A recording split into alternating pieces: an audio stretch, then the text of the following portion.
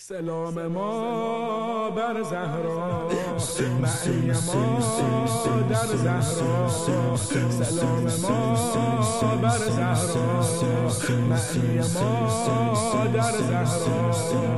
تو سختی ها میخونه حضرت در زهرا.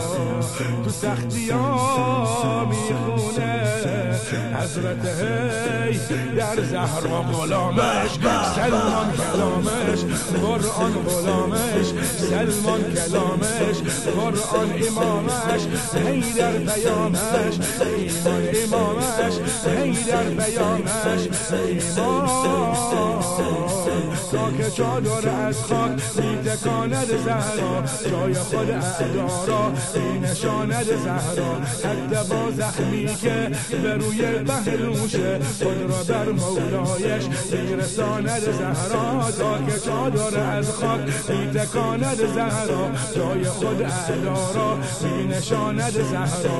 حتی با زخمی که به روی پهلوشه، خود را بر مولایش میرساند زهرا. نوای ما یا زهرا، نوای ما یا زهرا.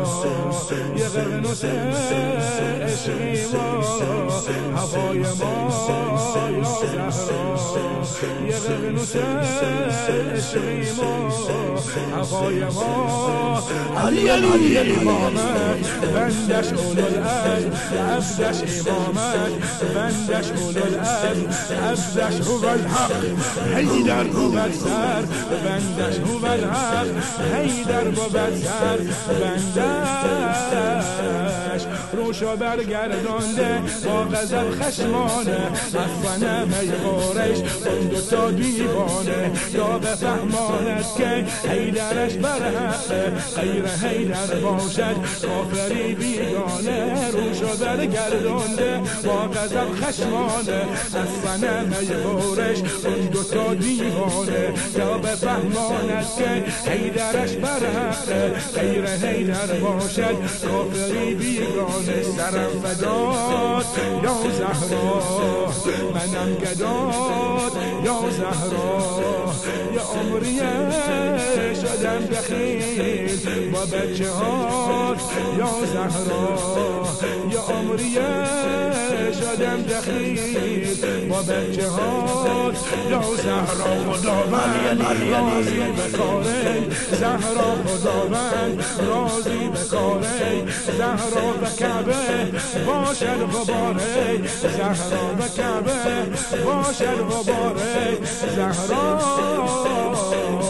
محسن ابن زهرا سری از اسرارش شد سفر در سینه، این بود بیکارش. محسن ابن الحیدر حامی مولا بود، شاه علی بر حقه این بود گفتارش. محسن ابن زهرا سری از اسرارش شد سفر در سینه، این بود بیکارش. محسن ابن الحیدر حامی مولا بود، شاه علی بر حقه این بود گفتارش. درم فدات یا زهرا، منم گدات یا زهرا.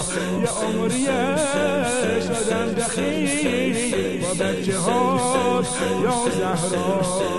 یه عمریه شدم دخیل با بچه هات. علی خداوند راضی به کاره زهرا، خداوند راضی به کاره زهرا. و کعبه باشد غباره زهرا، و کعبه باشد غباره زهرا.